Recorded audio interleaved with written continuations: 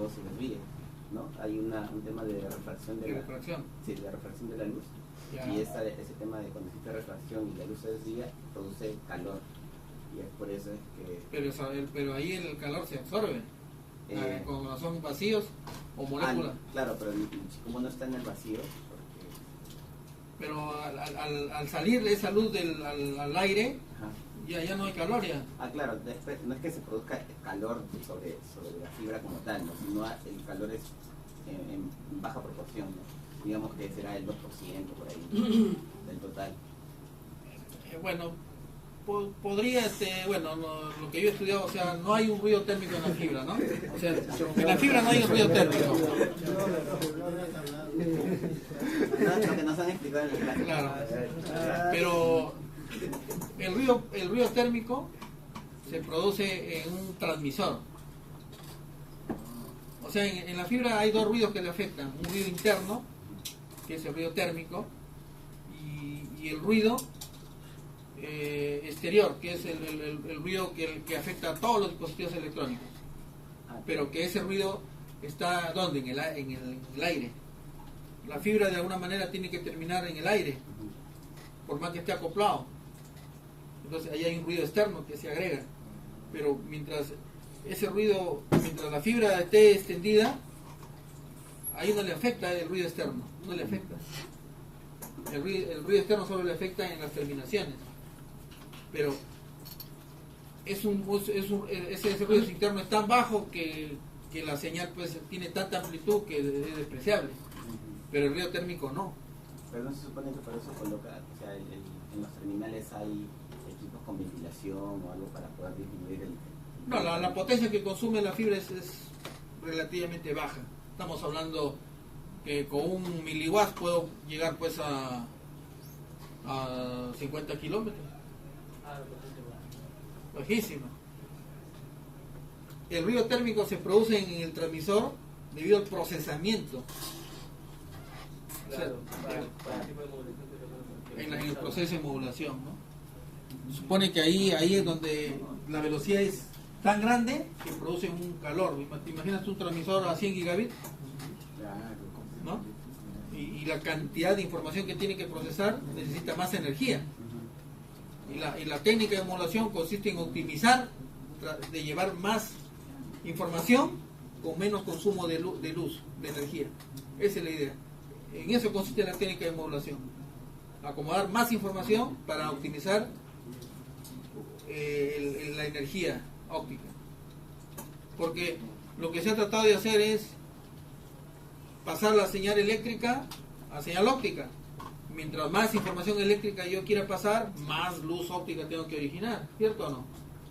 Entonces no estaba por ahí, digamos, la idea de transmitir más información, porque un dispositivo que quiero enviar más información y por ende voy a necesitar más energía para pasar la óptica, entonces ese equipo me va a costar cada vez más y más y más, ¿sí o no? ¿Eso qué significa? Si yo llevo a más velocidad información, ¿a qué distancia? Mientras más grande sea la distancia, más energía voy a tener que impulsar, ¿no? Entonces, ¿cuál es la idea? Optimizar ¿qué cosa? Más energía, pero acomodar los bits en baudios, porque el baudio es la unidad de un modulador. ¿De acuerdo? Por eso en la técnica PMQ-PSK, doble polarización y modulación en fase en cuadratura, es una modulación que optimiza justamente eso, ¿no? Lo veremos ya más adelante, esa técnica de modulación, ¿no? Entonces el ruido térmico es, digamos, que se da ¿dónde? En el transmisor, ¿no? Ruido exterior. Interno. ¿Permiso?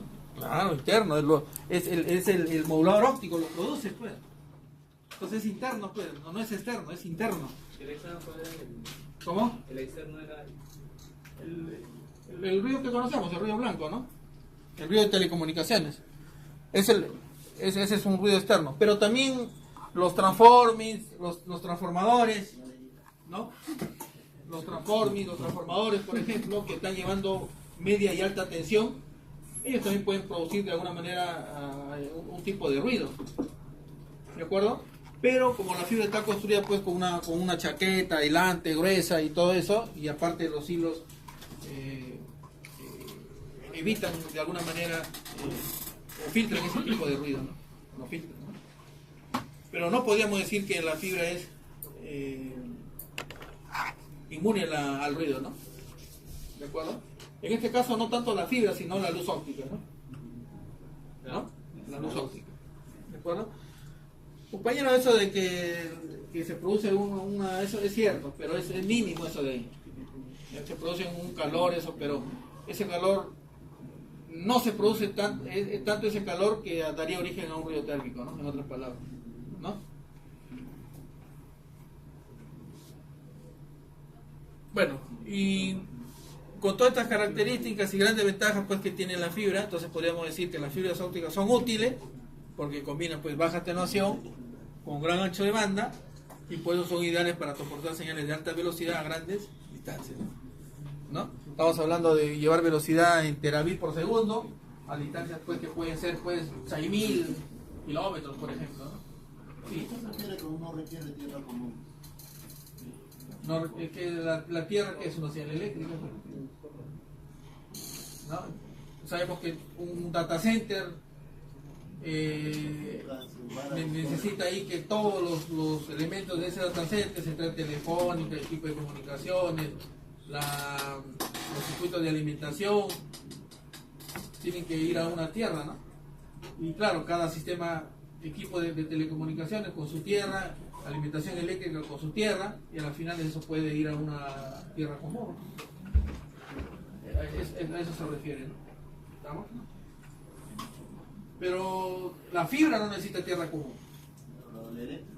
No, eso siempre. Como alimenta, por más que sea óptico el equipo, necesita tierra común. Pero el cobre necesita tierra común o no. No estoy hablando del equipo, ¿eh? Del switch, ¿no? El cobre, el cable, ¿necesita tierra común o no? Claro. ¿Sí? ¿Cuándo?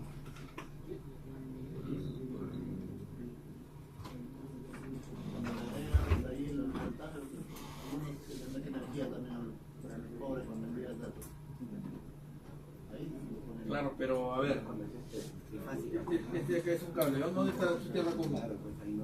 Este de acá es el cobre, ¿dónde está la tierra común?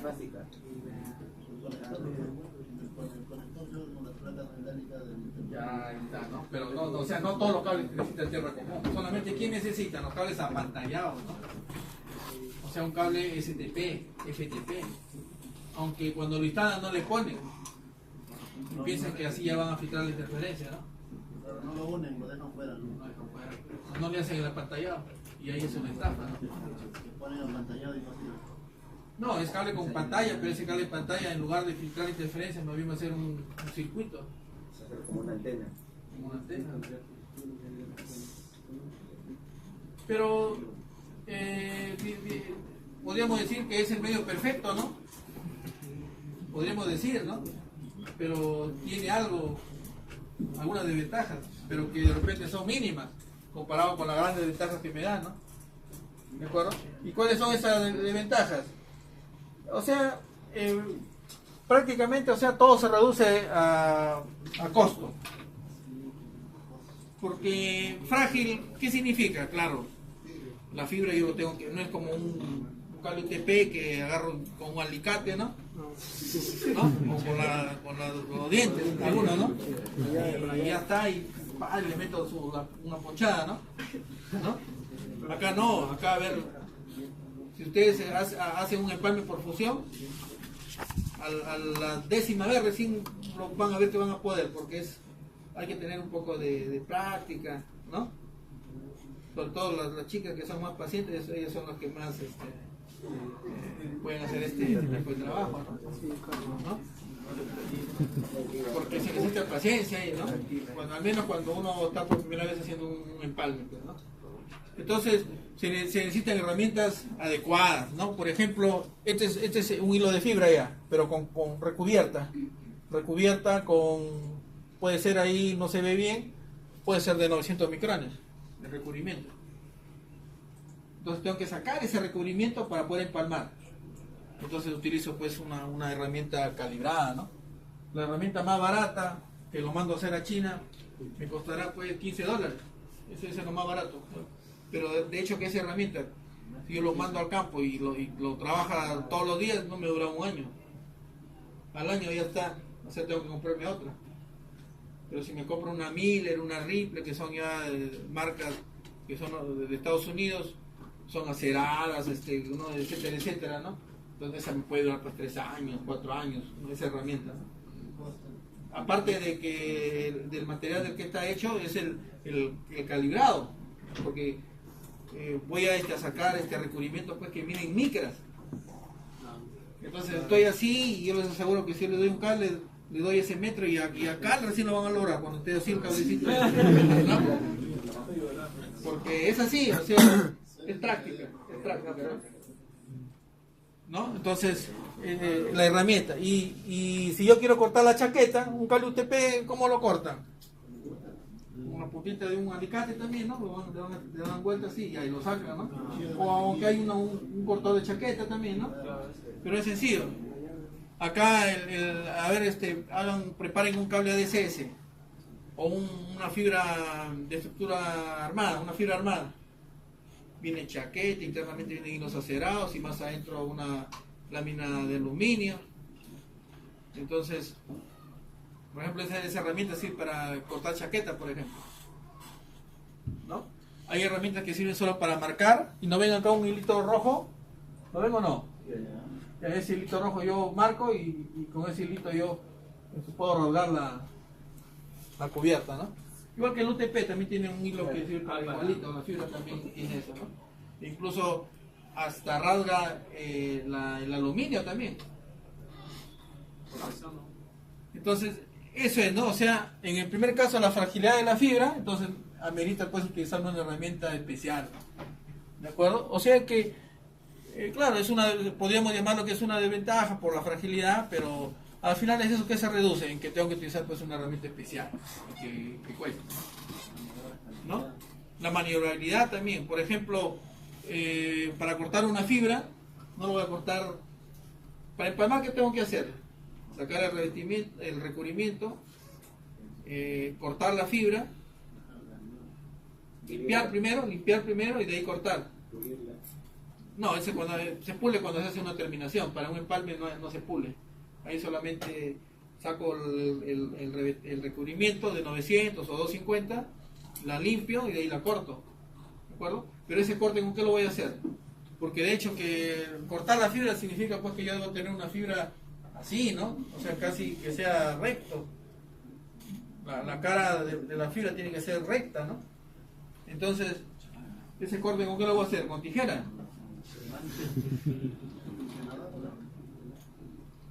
De hecho, pues que si lo hago con tijera, la tijera tiene filos corrugados. Entonces, ¿qué va a pasar? El corte no va a ser así, sino de repente con un ángulo o de repente así, ¿no? Entonces, cuando se enfrente con otra fibra, iba a ser un punto de alta pérdida. Entonces, ¿qué hay que utilizar? Una cortadora, ¿no? O sea, hay que utilizar una cortadora que tiene una cortadora pues calibrada, cortadora de 2 golpes, de 3 golpes, ¿no? Que son prácticamente automáticas. Aunque hay cortadoras manuales también, ¿no? No se supone que cuando une fibra, o sea, para empalmarlo, ¿qué pasa si el corte es recto con ese dispositivo? ¿Cómo se llega a empalmarlo? Tienen que... o sea, ¿Cómo es la función?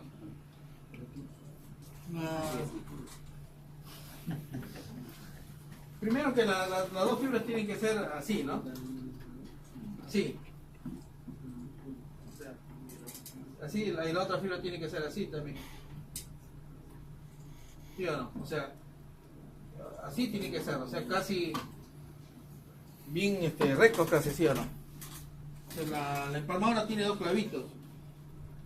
Imagínate, estas son las 2 fibras que están enfrentadas, así, un buen corte acá, ¿no? Están enfrentadas ahí. Vienen los 2 clavitos y en el espacio de las 2 fibras generan una chispita, los clavitos. Cuando generan esa chispita se produce un calor tan grande que estas 2 fibritas se empalman ahí. O sea, es por magnetismo. O sea, se pegan. pegan ahí. Tienen que pegar nada más, porque yo no puedo hacer contacto, porque si no esto se derrite y Claro, forma una claro, bola ahí. se forma un grumo, ¿no? Entonces así es, los clavitos hacen esto, generan una chispita y las fibras que están así, se pegan. Y ya está, y ahí se hizo el empalme. Así es como se hace el empalme. Bueno, entonces la fragilidad, la maniobrabilidad podrían considerarse como desventajas y por ende pues yo voy a requerir kit de herramientas, empalmadoras, cortadoras y una vez que haga los empalmes hacer las mediciones, ¿no? Con un OTR por ejemplo, ¿no? ¿De acuerdo? Entonces todo eso, ese equipamiento, entonces va a ser un costo, ¿no? No solo en el momento de la instalación, también